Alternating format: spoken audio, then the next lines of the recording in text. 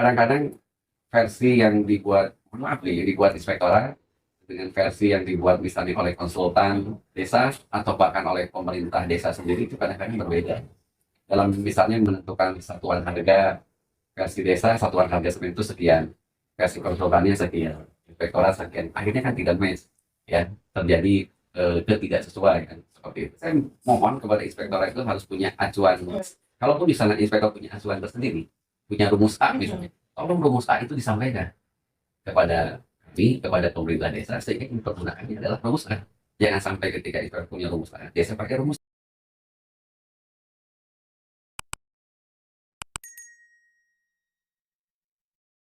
Assalamualaikum warahmatullahi wabarakatuh. Masih bersama dengan podcast pemerintah. Hari ini saya bersama beliau akan menceritakan sedikit kisah perjalanan karirnya nih Pak. Dengan berbagai persoalan yang ada di Sulawesi, kita semua tahu ada yang memang bisa diselesaikan dengan cepat, ada yang sampai pergantian camat, tapi sampai saat ini tak kunjung selesai.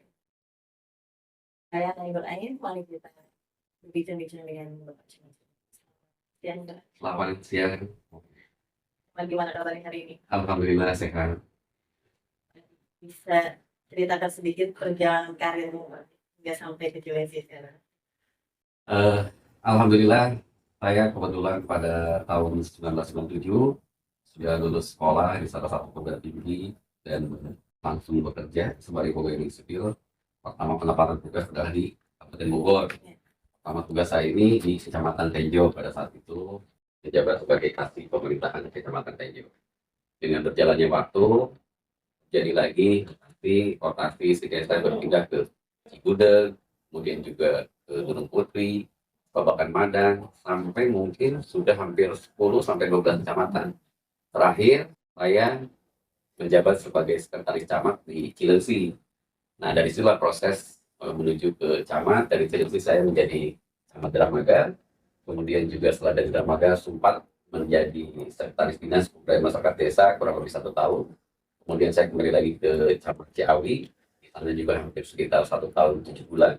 Dari Ciawi saya ke Parung, di Parung pun hanya di bawah 2 tahun, 1 tahun 10 bulan, dan akhirnya kembali lagi ke Cilengsi, terhitung di 22 Desember tahun 2023 kemarin.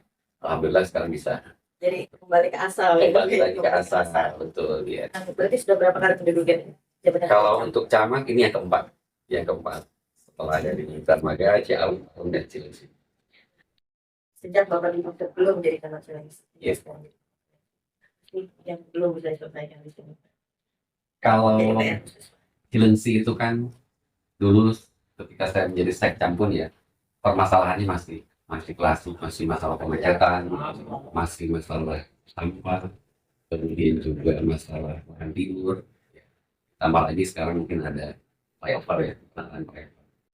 Nah, sampai hari ini sepertinya itu masih belum terpecahkan karena memang keterbatasan dari kewenangan yang dimiliki oleh seorang camat.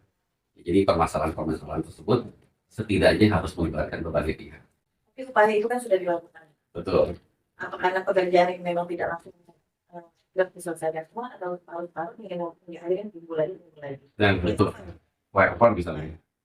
Ini juga harus dipahami juga oleh masyarakat bahwa flyover ini keberadaannya adalah kewenangannya pusat. Ya. Ketika kondisinya berada di wilayah Kecamatan Cilengsi, masyarakat tahunya bahwa itu adalah Kecamatan Cilengsi. Salah satu camatnya adalah saya. Jadi mereka tahu bahwa kecamatan harus berbuat.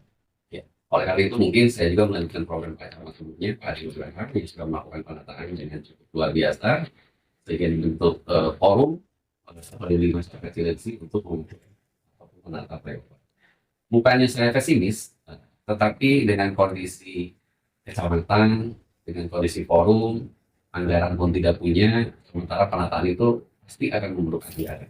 Bahkan kita pernah kerjasama dengan salah satu perguruan tinggi swasta, mereka sudah mencoba membuat set plan ataupun juga macam konstruksi penataan flyover, dibutuhkan anggaran hampir 16 miliar untuk penataan flyover.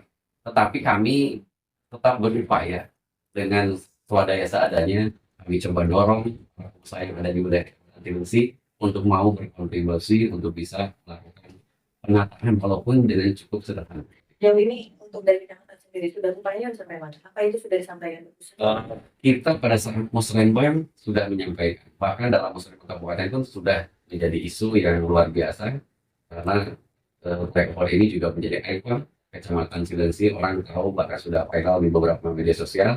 Tapi ya namanya juga kewenangannya bukan di kita, tetapi ada di pihak pusat, dan itu juga proposal pernah kita sampaikan ke pusat. Namun sampai dengan hari ini masih belum ada respon dari pemerintah pusat. Soal sampah sendiri. Sampah, nah sampah juga ini juga sudah kronik di Kabupaten Bogor. Kita ketahui bersama bahwa Kabupaten Bogor ini sudah tidak punya lagi TPS, sudah punya tidak lagi TPA. Yang ada di Bogor, di Kota Bogor itu juga di Kota Bogor.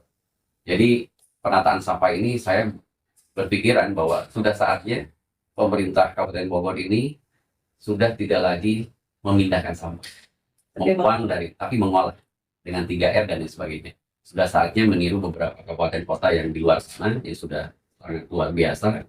Kenapa dengan PHD ketika Bogor melebihi dari kedua tertinggi ya di Jawa Barat, kenapa tidak bisa membuat tempat pengolahan sampah atau paling tidak membuat pengolahan sampah yang sederhana, tapi bisa dimiliki misalnya oleh masing-masing desa yang ada. Untuk jarak dari sini ke Cilengsi khususnya bisa membuang langsung ke sana. Itu bisa tidak diteruskan oleh Bupati. Ini juga kita akan coba tadi yang saya sampaikan bahwa kalau sudah berbicara antar kabupaten, sudah berbicara antar provinsi, ya ini kita masih satu provinsi Jawa Barat, Bogor dan Bekasi. Tentunya juga perlu turun tangan pemerintah daerah, apakah dinas lingkungan hidup, ya kita sudah memberikan masukan, sudah mencoba memberikan telahan bahwa kita juga kalau memang dimungkinkan bisa lebih dekat ke Bantar Kembang dibanding misalnya ke yang di Kota Bogor. Seperti itu. Jadi kita juga masih menunggu tindak lanjut dari pemerintah daerah. Tadi Bapak sampaikan, PAD Kabupaten Bogor sebagai intan apa yang Bapak lihat?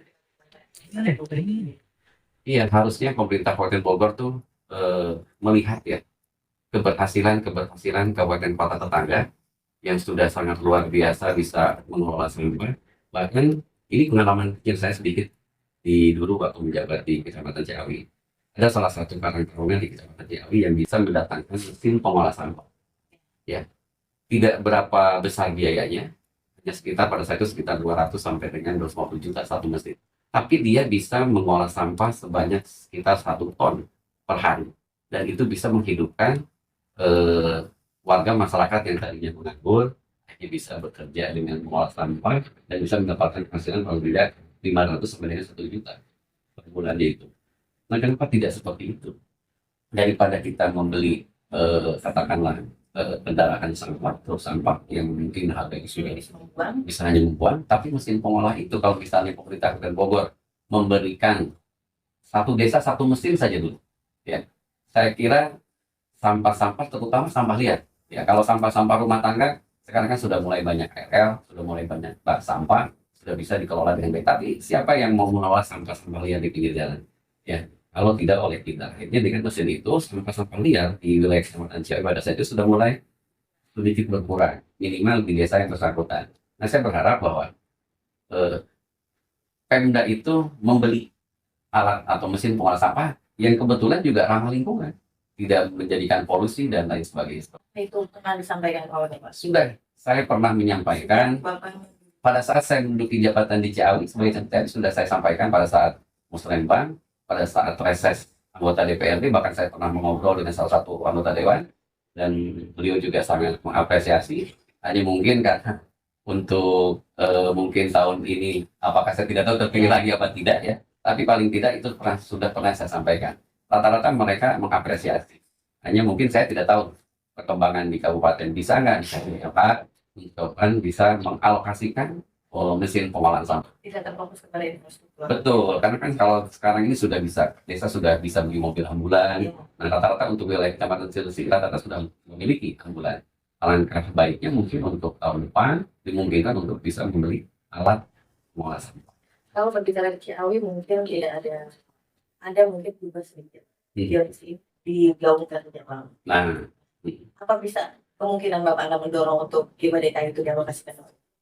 Saya memang tidak mendalami terkait masalah hibah DKI, tapi pernah mendengar. Nah, paling tidak ya dari hibah DKI itu kepada pemerintah Kabupaten Bogor mungkin itu bisa dimanfaatkan, bisa dimaksimalkan tetap untuk daerah-daerah penyangga ibu kota seperti Cilengsi, Gunung Putri dan lain sebagainya. Sehingga nanti kebutuhan Cilengsi itu apa sih? Yang bisa nanti bersinergi untuk bisa eh, dipenuhi lah. Kalau kita Cilengsi banyak sampah berarti kan harus diperbanyak. Bukan cuma kendaraan. Kalau sekarang kan kendaraan yang terbanyak. Walaupun juga sampai saat ini masih belum tertangani. Oke, Bang. Camat itu bisa dikatakan jabatan kedekatan.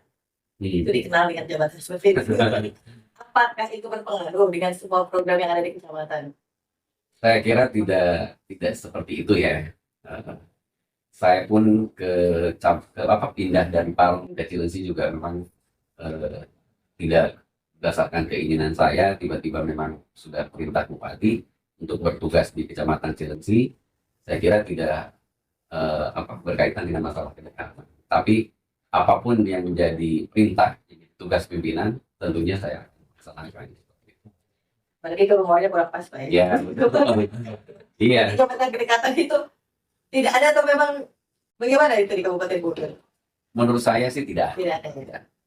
Untuk Cilengsi sendiri, Pak, dari 10 desa, 12 desa. 12 desa yang ada di Cilengsi, desa mana yang perlu perhatian khusus? Desa yang perlu perhatian khusus menurut saya karena ada beberapa desa di Cilengsi ini yang memiliki lahan yayasan pembangunan ini. Itu harus jadi perhatian khusus. Ada 4 desa, Desa Daya, Desa Mampir, Desa Situsari, 3 desa. Kenapa harus jadi perhatian khusus? Karena memang apalagi terkait dengan masalah pertanahan, ya, itu harus lebih ekstra, harus lebih teliti ketika terjadi transaksi, ketika terjadi perpindahan kepemilikan dan lain sebagainya. Karena sampai dengan saat hari ini masih banyak lahan-lahan milik Yayasan Purwati yang katakanlah terbengkalai, tetapi juga pihak yayasan juga sampai hari ini saya belum tahu di mana keberadaannya, sehingga mungkin dimungkinkan terjadi penyerobotan dan sebagainya. Terkait yayasan nama berdiri ini, kemarin seperti dibahas dalam musyawarah, bahwasanya itu bisa dan ada beberapa titik yang menjadi sertifikat. Sejauh ini pengawasan dari ini. Sampai hari ini saya sampaikan bahwa saya belum pernah bertemu dengan komisi Yayasan Purwati. Kalaupun misalnya itu terjadi sertifikat, seharusnya memang yang lebih tahu adalah pihak pertanahan. Karena kecamatan hanya sebatas melakukan komunikasi, koordinasi dengan lahan yang ada batas lahan. Tapi ketika sudah berubah status, tahu saya masih statusnya hak pakai kalau tidak salah untuk nabak itu. Kalau sekarang tiba-tiba berubah menjadi hak milik, itu yang lebih tahu saya kira atau apa atau bisa dilakukan. Nah, sebagai kecamatan dari 12 desa ini, untuk mengajak kepala desa mengikuti program-program itu, Betul. bagaimana cara mengajak? Bandungan SDM mereka yang Saya dengan para kepala desa, karena saya mantan di Cilengsi, ada beberapa kepala desa yang memang sudah kenal, bahkan mungkin sudah dekat. Ya. Memang tipe-tipe kepala desa yang di Kecamatan Cilengsi ini berbeda-beda. Tetapi saya mencoba untuk bisa mengayomi semua kepala desa dengan katakanlah seni saya. Ya, jadi saya kadang-kadang ketika melaksanakan kegiatan rapat-rapat itu tidak selalu formal. Kalau rapat-rapat rutin sudah biasa adalah rapat pimbon, itu pasti sudah biasa. Tapi ketika rapat pimbon ini tidak maksimal, ya, kadang-kadang saya melakukan kegiatan pertemuan di salah satu tempat, misalnya kan, yang penting kepala desa semuanya lengkap dan program ataupun informasi yang bisa saya sampaikan itu bisa sesuai. Nah, kita kembali ke lahan. Lahan Pemda ini cukup luas yang ada dengan stok sekolahan negeri yang masih sangat kurang. Iya. Upaya apa sih yang akan Bapak jalankan untuk Sekolah itu kan dengan aturannya sekarang dengan sistem zonasi ya, itu juga menjadi bahan bagi kami ketika memang banyak keluhan dari masyarakat yang tidak bisa masuk ke salah satu SMA negeri, SMP negeri yang ada di wilayah. Sementara lahan pemerintah daerah juga cukup lumayan banyak. Tapi apakah lahannya strategis tidak? Ketika nanti akan dibangun sekolah SMP ataupun SMA, ada lahan yang cukup luas, contohnya di Jatisari. Untuk pendirian SMP bisa, untuk SMP bisa lahan tempat makan umum, lahan milik Pemda. Tetapi lokasinya kan tidak strategis, jauh berbatasan dengan Bekasi. Ketika dibutuhkan misalnya SMP untuk di daerah Jatisari, kemudian Cipecang, Sari, lahannya tidak mencukupi. Ya, ini juga dilema. Kebijakan zonasi juga menurut saya agak masih perlu dipertimbangkan lagi ke depan. Balik ke regulasinya, Pak. Iya betul, ke regulasinya. Kalau kita bikin sekolah kan juga sekarang dipermasalahannya lahan. Nah, ketika lahannya ada tetapi tidak strategis juga, akhirnya juga tidak apa memecahkan permasalahan. Lain daripada pendidikan yang menjadi persoalan. Iya. Cilengsi bisa dibilang dikenal dengan tempat hiburan malam. Iya. Dan jualan miras itu masih Betul. sangat luas. Bisa dibilang distributornya nggak jauh dari kantor Cilengsi ini. Tahu. menghadapi itu semua. Iya. Baik, itu sebuah bagaimana upaya Bapak nanti ke depannya? Yang pertama saya sangat bersyukur dengan adanya pembebasan jalan tol. Ya. Ya. Karena dengan adanya pembebasan jalan tol paling tidak tempat-tempat yang tadi dijadikan tempat hiburan malam itu sudah Tergusur, ya? tergusur.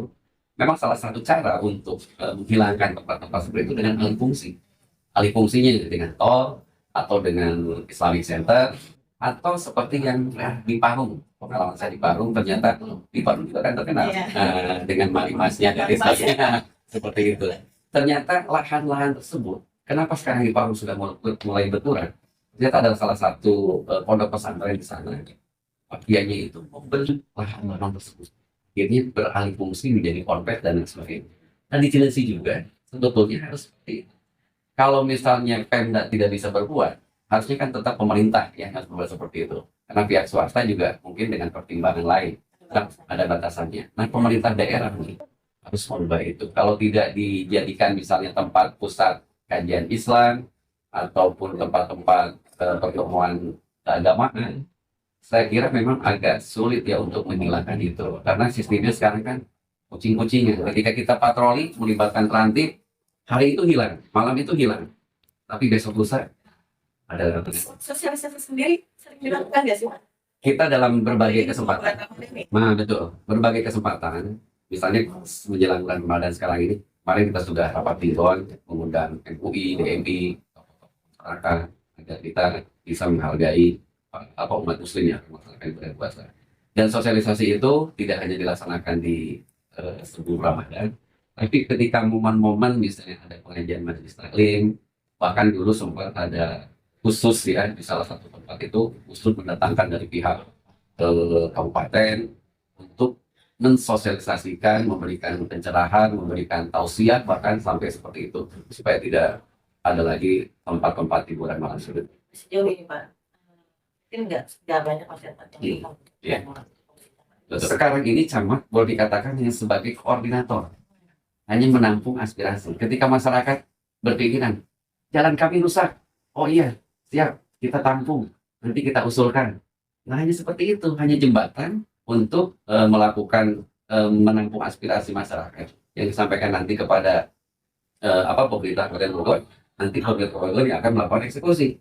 Kemudian ada contoh lagi ketika terjadi misalnya banjir, ketika terjadi kebakaran dan lain sebagainya. Camat datang ke lokasi. Apa yang bisa diperbuat oleh seorang camat di lokasi ketika banjir? Tidak bisa berbuat apa-apa.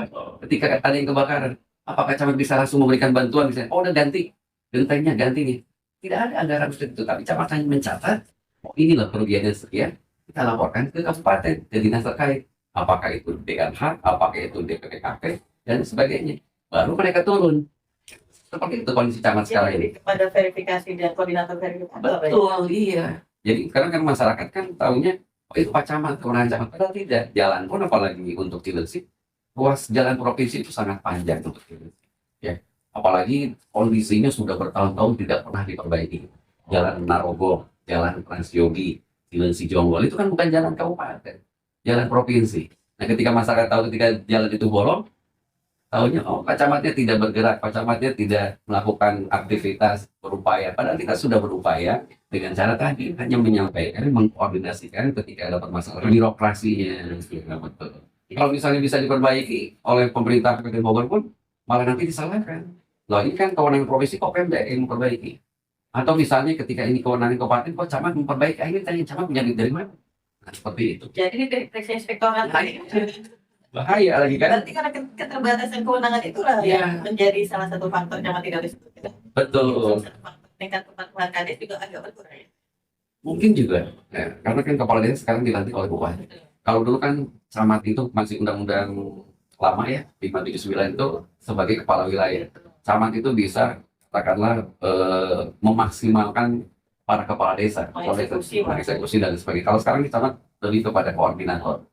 Justru desa yang sekarang diberikan kewenangan full dengan bantuan keuangannya baik dari kabupaten, provinsi dan pusat. Ketika ada permasalahan di desa, jalan bisa desa langsung eksekusi. Tapi camat tidak bisa.